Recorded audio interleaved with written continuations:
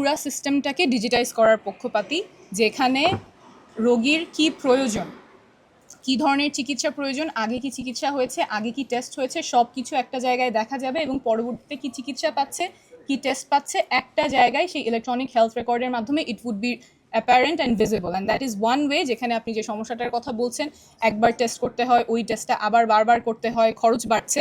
আমরা যখন একটা ডিজিটাল সিস্টেমের মধ্যে থাকবো, তখন এই জায়গাটাতে অটোমেটিক্যালি ওই ইনএফিসিয়েন্সিটা কমে যাবে। তার পাশাপাশি আমাদের যখন ডিজিটাল সিস্টেমটা থাকবে, তখন আমরা একটা অডিট করতে পারবো যে কতখানি আমার চিকিৎসার মানটা কেমন হচ্ছে।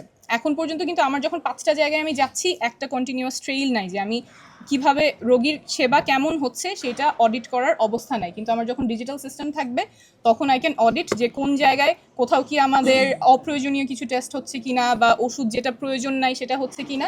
এইটা একটা উপায় ডিজিটাল সিস্টেম করা। এবং আমরা আরেকটা জিনিস সুপারিশ করেছি, একটা স্ট্যান্ডার্ডাইজ ক্লিনিক্যাল গাইডলাইন তৈরি করা, একটা গাইডলাইন বডি তৈরি করা, যাতে আমাদের যে কমন রোগগুলো আছে, কমন কন্ডিশনগুলো আছে, সেইটা আমাদের বাংলাদেশের কনটেক্সটে যেভাবে ডিল করা প্রয়োজন, সেই জায়গাটাতে যাতে আমাদের যারা স্বাস্থ্যসেবা প্রদান করে তাদের জন্য সহায়ক হয় এবং আমাদের রোগীদের জন্য সহায়ক। ডাক্তারের ব্যাপার না যে বিকেন্দ্রীকরণটা, সব স্বাস্থ্যকর্মীরাও কিন্তু ওখানে সুযোগ সুবিধাটা দিতে হবে, ইনফ্রাস্ট্রাকচারটা কিন্তু ওখানে দিতে হবে। আমরা কিন্তু এই প্রস্তাবনাটাই তুলে যে শুধু ডাক্তারকে আমরা বগুড়ায় পাঠিয়ে দিলাম যে শুধু ও যাতে ওই চিকিৎসাটা যে ঢাকায় পাচ্ছে সে যাতে সাতক্ষীরায় পায়, ওটা না।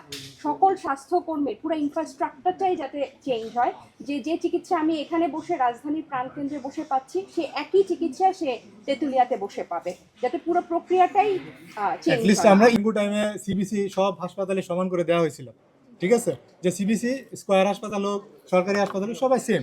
এরকম ইম্পর্টেন্ট যেগুলো টেস্ট আমাদের রুটিনলি সব জায়গায় লাগে, আমরা চাচ্ছি এই কমন টেস্টগুলো যেন সব জায়গায় একটা সেম প্রাইস করে দেওয়া হয়। এটাও আমাদের একটা এলিগেশন ছিল। যেমন মনে করেন আমাদের এখানে হার্ট অ্যাটাক করে একটা রুগী আসলো, হার্ট অ্যাটাকের ট্রিটমেন্ট কিন্তু আপনার 1 ঘন্টা, 2 ঘন্টা এবং 6 ঘন্টা, 12 ঘন্টা, এই সময়ের উপর কিন্তু রুগীর মৃত্যু যেমন নির্ভরশীল, আবার হার্টে কতটুকু সে ভালো থাকবে ভবিষ্যতে, হার্ট ফেলিয়ার হবে কিনা এটাও কিন্তু নির্ভরশীল। সাথে সাথে যেমন ধরেন ব্রেন স্ট্রোক করা রুগী, একটা রুগী ব্রেন স্ট্রোক করলো, সে দিনাজপুর থেকে আস্তে আস্তে কিন্তু 2 দিন 1 দিন চলে যাচ্ছে রাস্তার মধ্যে। তো এখন এই রুগীটা কিন্তু 4 ঘন্টার মধ্যে আসলে তাকে যদি আমরা একটা ইঞ্জেকশন, দামি ইঞ্জেকশন দিতে পারি, এই রুগীটা কিন্তু আর এক সাইড প্যারালাইসিস করে নাও থাকতে পারে যদি রেসপন্স করে, এবং রেসপন্স রেট ভালো। এই রেসপন্সটা হইলে রুগী কিন্তু আর স্ট্রোক করে পড়ে থাকতে হবে না বিছানায়। তাহলে এটা কেন হচ্ছে? এক্স্যাক্টলি। এটা কখন কাজ হবে? যখন আমার রেফারেল সিস্টেমটা অ্যাক্টিভেট থাকবে, ডিসেন্ট্রালাইজেশন। আর যে ট্রিটমেন্টে ডাকা হচ্ছে, আমার কিন্তু বগুড়ার ডাক্তার, দিনাজপুরের ডাক্তার, কুষ্টিয়ার ডাক্তার জানেই না যে ইঞ্জেকশনটা দেওয়া হচ্ছে। সে লাইবিলিটিসও নিচ্ছে না, কারণ ডাক্তারকে আপনারা ওই পরিমাণ সিকিউরিটি দিতে পারতেছি না, কারণ সে ভাবতেছে যদি দেওয়ার পর রুগীটা খারাপ হয়, তা রুগীর লোক যদি ধরে আমি কি জবাব দিব। এটা কিন্তু তার একটা লাইবিলিটি অ্যাজ এ ডক্টর।